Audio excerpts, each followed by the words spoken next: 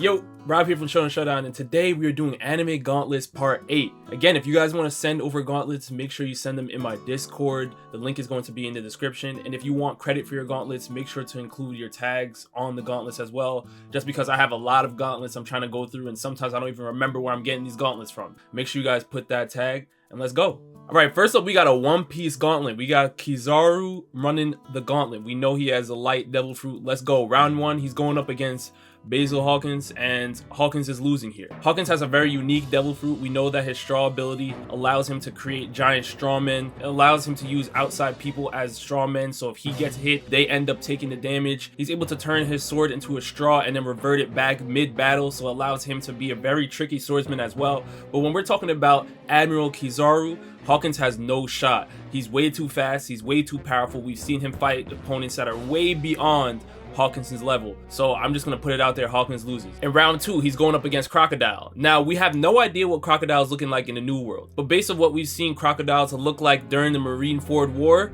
he was getting bodied by Diamond Jozu and people like that.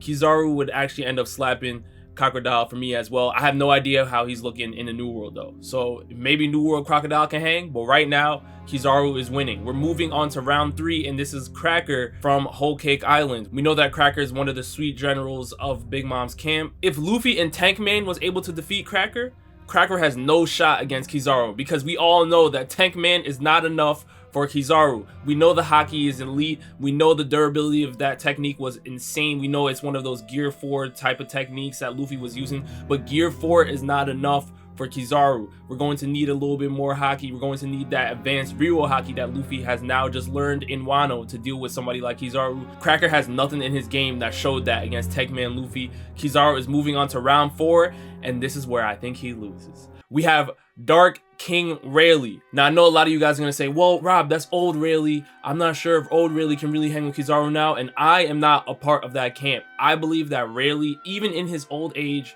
can defeat Kizaru. Why? We know that old Rayleigh trained Luffy, which helped propel him to the Yonko conversation. He's now one of the greatest in the worst generation, and Luffy's power level is now somebody that we think can rival a Yonko. This is thanks to Rayleigh. That just means that Rayleigh's understanding of haki is just on a completely different level than what we actually believe. We know he's really experienced, has way more experience than Kizaru, because he was sailing the seas with Roger and the Roger Pirates for how many years, and he got to see elite people like Odin. He clashed against the Whitebeard pirates back in their prime. Things like that just makes us believe that Rayleigh is on an elite level. And then we've also seen him clash against Kizaru in his old age, and he was chilling, having a good time. Not saying that Kizaru wasn't going all out, but Rayleigh was not going all out either, even though he was old. We can also understand that if Rayleigh went to the Marineford War, a lot of things would have changed. Let's just put 2 and 2 together. Old Rayleigh is way too experienced, and he has way too much knowledge on haki for the likes of Kizaru. I have Kizaru losing in round 4, but in round 5 we can look at his fight against Luffy, and this is pending for me. This can honestly go either way, because like I said, Luffy has increased his haki abilities. Obviously he has real haki now, so he's looking completely different to what we've seen before. And if we look at rounds 4 through 6, everybody in here has Conqueror's haki, so we know they're on an elite level. This is Whitebeard, Luffy, Rayleigh. I mean, I don't know how Kizaru is really going to get through all of these people. Luffy is the only one that's pending right now. We have to see what he looks like towards the end of Wano, but Whitebeard and Rayleigh, I don't see Kizaru having any shot against. Let's move on to the next gauntlet. And look at what we have here. DMS Kakashi. It's time to lock into the Kamui. Let's go. Round 1, we have Zoro, and this is an L for Zoro. We don't have to waste too much time here, but even though Zoro has unlocked Conqueror's haki, he obviously has the Enma sword. He's looking crazy in Wano. That's great. That's fantastic.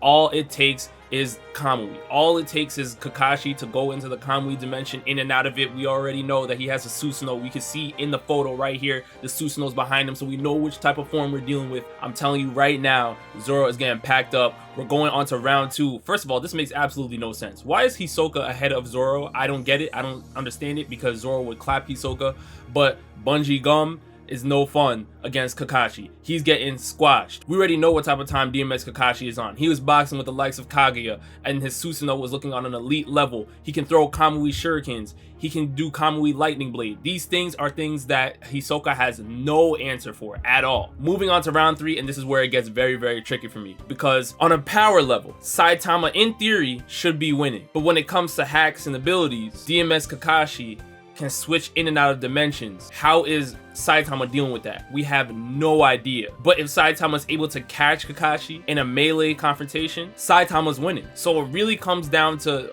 who is faster. And let me just say this, I'll give Saitama the advantage in this scenario just this once, only because Saitama was able to jump off of the moon and it looked insane. I mean that is a feat that obviously Kakashi cannot pull off in its current state. The only thing Kakashi would be able to do with a speed with that magnitude is throw some Kamui attacks at him or go into the Kamui dimension. And if he does go into the Kamui dimension, then Saitama can't really do anything to stop him. However, he's not going to be winning the battle or just ending a stalemate. But for the sake of this gauntlet, I'm going to say that Saitama should overpower Kakashi because he obviously has a lot more stronger techniques. We've seen him put in work against opponents like Boros, who is ridiculous. I mean, even Kakashi versus Boros will be a very interesting conversation. Now we go on to round 4, and it's Itachi. Now this is a matchup I would really love to see because Itachi Susanoo is also very elite. We know the Tosuka Blade, the Yatamira, things like that. I don't believe Itachi's Genjutsu is going to really be working on Kakashi when he's in this mode, but what I can say is that Kakashi with the double Mangekyo Sharingan is gonna be beating Itachi in this mode. I'm sorry, it just is what it is. I just don't believe Itachi has many answers for the Kamui. Now we can say that he may be able to use Izanagi and maybe catch Kakashi off guard, but that is the one instance that he may be able to do that. But then again, Kakashi also has access to the Izanagi or the Izanami, so it would just be a battle of who can preserve their Sharingan eyes the longest, and I do think Kakashi having access to the Kamui abilities would give him that advantage. At round 5, we have Gojo versus DMS Kakashi, and this can honestly go either way. If DMS Kakashi is able to use the Kamui and get out of the domain expansion, he can win, but if that's not able to work and Gojo's domain expansion is almost instantaneous with the effects, Gojo would win. It could honestly go either way. Next up, we got an all-for-one gauntlet, guys. This is a very interesting gauntlet because we don't really get to see a lot of My Hero villains running the gauntlet, but the best one right now is going up against Fushiguro from Jujutsu Kaisen. Now Megumi has a very interesting type of curse techniques that he likes to use. We know he likes to summon these Shinigami. We have Nue coming out and things like that, and it makes him very versatile in a matchup. But this is where All For One lives. All For One lives for versatility because we know that All For One's quirk allows him to steal quirk abilities from people he's fought. And if we look at his matchup against All Might, he had so many different quirk abilities at his disposal. He had the ability to fly, he had the ability to use bone-like structures to drill, to fight from long range, mid-range, close range. It didn't matter what All Might was throwing at him for a big portion of the fight because he had an answer for everything. Versatility is where he lives, and this is where I don't think Fushiguro would have an answer for currently in the anime. I don't know how he's looking in the manga, but in the anime right now, All For One would defeat him. Next up, we have Page One, which is very weird. I don't know why Page One from the Tobi Roppo is here, just because Page One was looking very, very light against Reitsu Sanji, and then when we saw him match up against Luffy recently in the anime, he was looking even lighter. I mean, Page One is definitely the bottom feeder of the Tobi Roppo. There's no doubt about it. He would get clapped up by All For One. Moving on, we have Eren from Attack on Titan. Now, this is where it gets interesting. In theory, Eren should be able to win because if we're talking about him having the Attack Titan power plus the Warhammer Titan power alone just makes Eren look ridiculous. That is a power that makes All For One really get scared because if he gets hit with a power that high, we know that his durability isn't on the level where it needs to be because we've seen All Might expose it with the United States of Smash. Now, can Eren defeat him with the Warhammer Titan ability if he's able to land a hit on All For One? Yes, but will he? That's the big question because All For One's agility is a big factor here. Will All For One be able to outmaneuver the Warhammer Titan? To be honest with you, I have no idea. But let's just say this. If All For One is able to outmaneuver Eren with the Warhammer Titan, he still has to get in close and take Eren out of the Titan's nape.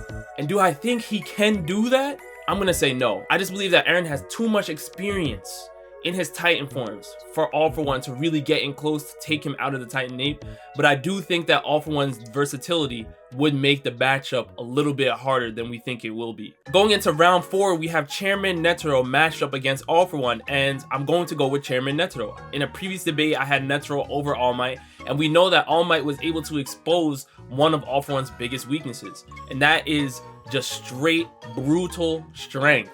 Just overpowering him with more power than we've seen prior, and I think that's something that Chairman Netero can pull off. I obviously believe that's something that Eren can pull off. And going into round 5, we have Father Homunculus from Full Metal Alchemist Brotherhood. Now we can say that in this mode, I do think that All For One does have more powerful attacks, but the versatility of Father, being able to pretty much just do anything, absorbing the power of God within the Full Metal Alchemist Brotherhood universe, just makes him a completely versatile beast. Versatility is something that makes All For One a very powerful villain, but Father Homunculus is the king of versatility. He can literally do anything. So I do have All For One losing in rounds 3 through 5.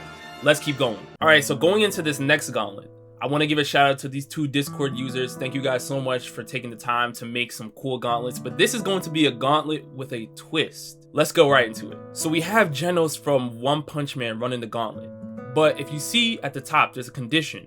The condition states, the one who beats the person running the gauntlet runs next. So this is a very interesting rule, which I actually kind of like. So starting off, we have Genos going up against Killua. Now, we know that Killua in Godspeed mode has a very fast reaction speed. He would be able to at least damage Genos if Genos got in close. But the power that Genos has demonstrated throughout the One Punch Man series, especially in his battle against Garo and other top tier villains, Genos is looking ridiculous, y'all. I mean, the speed, the power, the agility, just all around, Killua has no answer to deal with that. We're moving on to round 2, which is Kaido from One Piece. So we're just going from level 1 to 100. This is a giant skip. Can Kaido defeat Genos? When it comes to durability, I think that Kaido has stronger durability than Genos. Absolutely. Kaido fell out the sky and landed on his head and didn't even feel it. But what I can say on the flip side is that the speed that Genos has shown us throughout One Punch Man, Kaido does not have an answer for that currently. The One Punch Man universe has shown a lot of crazy feats that kind of go outside of what the One Piece characters can currently do. So I'm going to say that Genos should be able to defeat Kaido, but it's going to take him a lot longer to deal with him because Kaido's durability and his haki is just on an elite level. Now going into round 3, it looks like we have Escanor from 7 Deadly Sins. Now I do believe Genos would be able to defeat Escanor if he's not in the One Ultimate. Because the moment that Escanor gets into the One Ultimate, the game is over. I do believe that it's going to take Escanor some time to really deal with Genos just because Genos is extremely fast, but the power that he has in the One Ultimate just makes Genos look light. I mean, he was boxing with the Demon King on such an elite level. The only problem that Escanor will have is that if he's in the One Ultimate, he's going to be taking away from his own life force. So if Genos is able to outlast that, he would win, but I don't think he's going to be able to outlast Escanor in the One Ultimate. It's just ridiculous. His durability is not on that level. We've seen the powers that Escanor has been able to produce, the extreme heat that he was throwing against the Demon King and things like that. It's just ridiculous. So with that being said, Escanor is now going to be picking up where Genos left off, going straight into round 4. Escanor versus Asta. Who wins? This is also a tough one because Asta has anti-magic, which then makes Escanor very easy to deal with in at least the first 2 forms. Now, I don't know how Asta's going to be able to deal with Escanor when he's in the One Ultimate, because that mode makes things a lot more trickier than we thought prior. But I just have to put it out like this. Do I think Escanor has an answer for anti-magic? Initially, I was going to say no, but I can say that we saw him use a dimension type of slash against Meliodas when he was in the One, not the One Ultimate, just the One. He was able to use a dimension slashing attack, which actually caused Meliodas to be out for several days. That is something that I think that if he hits Asta with that, Asta's down for the count. So I'm just going to say that Asta is going to lose in round 4. Escanor is going up against Natsu Dragneel in round 5. And this is where I do believe that Escanor would end up losing, because it's a bad matchup for him all around. Anything that has to do with fire, heat, the sun is perfect for Natsu. Natsu can absorb that, he can eat that all up, and then it will make him stronger. This is where Natsu lives, this is where Natsu resides. We've seen him burn even time itself. This is Natsu's thing. It's just a terrible matchup for Escanor, So I'm gonna have Natsu beating Escanor in round 5, and now Natsu's gonna be picking up where Escanor left off, going up against Tatsumaki in round 6. Natsu versus Tatsumaki, I'm giving it to Tatsumaki. Tatsumaki is one of the strongest characters of the One Punch Man universe, and if we talk about her telekinetic abilities, we can literally talk about the fact that she was literally picking up buildings, literally lifting giant atomic bombs and reverting them and tossing them all around the place. I mean, Tatsumaki is just on a completely different level than anything we have ever seen. She looks like Mob on triple question mark in her base form pretty much. I mean, Tatsumaki is just ridiculous. So I'm gonna give this one to Tatsumaki. I don't know how Natsu's gonna even get in close, and if he does get in close, he's gonna be getting tossed around. Tatsumaki is nobody to play with. So with that being said, Tatsumaki is gonna be picking up right where Natsu left off. So we're taking Tatsumaki against Obito in round 7.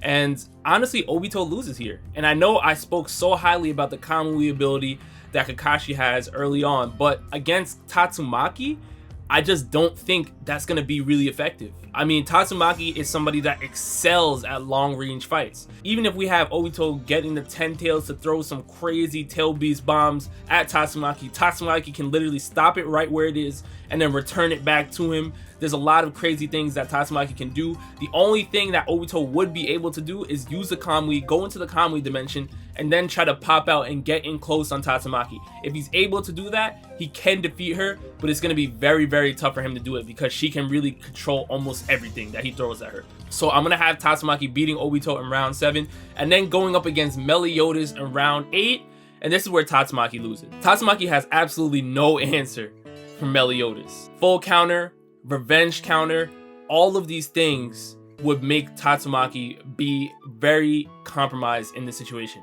Think about this. The speed that Meliodas has demonstrated is top tier. The power, the fact that he's able to clone himself if he needs to, makes it very, very tough for Tatsumaki. What is she going to be doing if 5 Meliodases are just running around her? Now, we do know that if he clones himself, he's going to be splitting up his power level between all of the different clones, but that doesn't even really matter. I mean, Meliodas, just having 2 Meliodases just running at you is a problem. To have 3 or 4, I mean, Tatsumaki is going to be struggling a lot. The power that Meliodas has demonstrated, obviously, when he came into his Demon King form, just makes him somebody that I don't believe Tatsumaki can handle. Now, you guys let me know down in the comment section below which gauntlets do you disagree with, agree with, and also if you like that new gauntlet with a twist, we can start a new series with gauntlets with these weird conditions. I kind of like it. So let me know down in the comment section below what you guys want. And with that, thank you so much for watching. I'll see you next time. Peace.